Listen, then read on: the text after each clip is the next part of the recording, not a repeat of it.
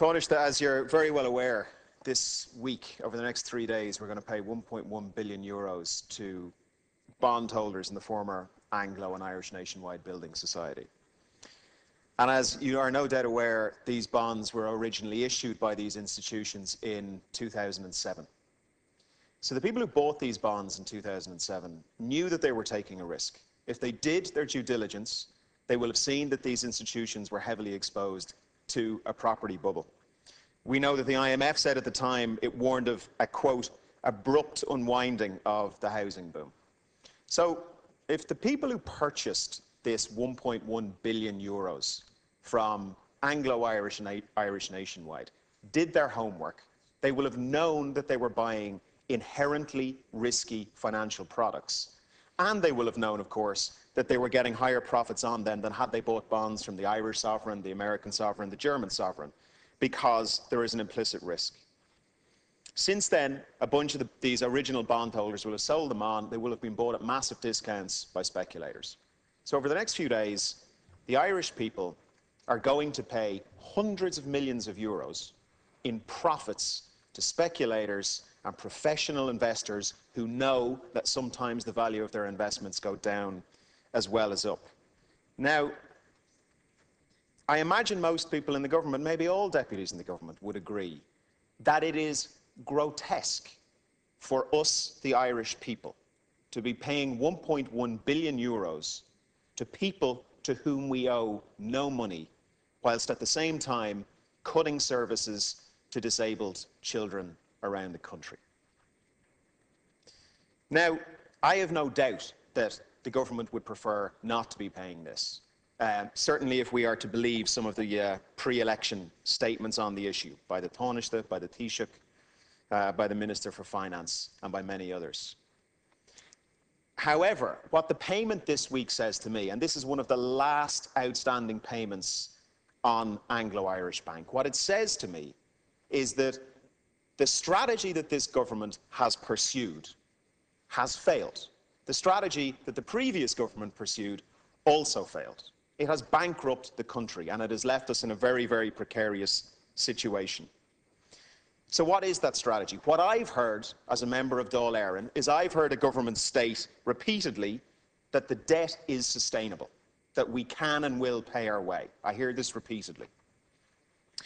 I keep hearing a quasi-moral, we will pay our debts. We always pay our debts. Ireland is a country that pays its way in the world.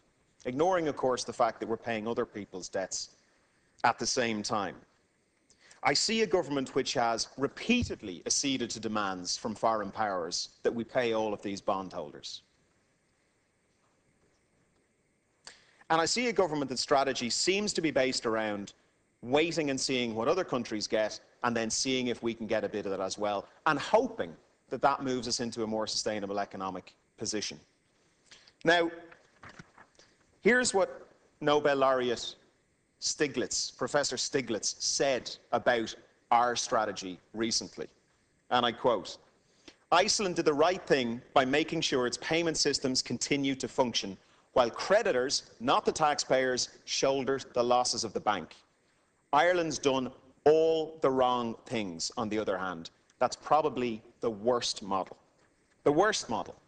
So you've got to ask yourself, why are we getting the worst model? Why are we doing everything wrong? Why are we getting the worst deal? How come we didn't get a write-down like the Greeks got? How come we're not being looked at in favourable terms like the Spanish are? How come we in Ireland seem to get the worst deal from everybody?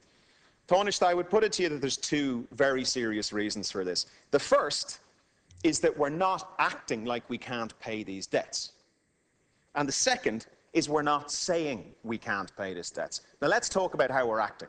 On the floor this morning, increments were brought up with the Taoiseach, and he said, I think, that the government is going to honour the Croke Park deal. Now let's think about that. That means that this year, the government is going to pay 180 million euros in non-performance related automatic pay rises.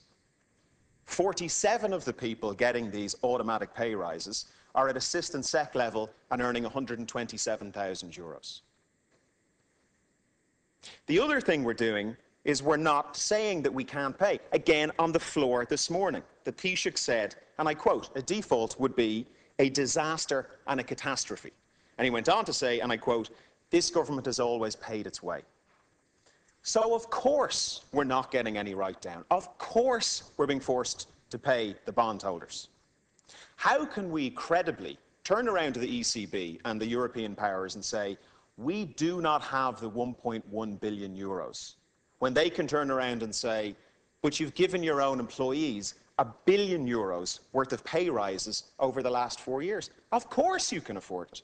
We are acting and we are speaking like we are able to afford this debt, and like we have some moral obligation to pay this debt. So, Taoiseach, I would ask you to consider changing the strategy in 2 ways. First of all, we've got to behave like a country that can't afford to pay these bondholders. And really, we've got to start acting like a country that is not going to be able to service a debt that is 120% or about to be 120% of our GDP. It's just not going to happen. And the second thing that I would ask this government to do, and you, Taoiseach, is to recognise that others in our situation do achieve write-downs.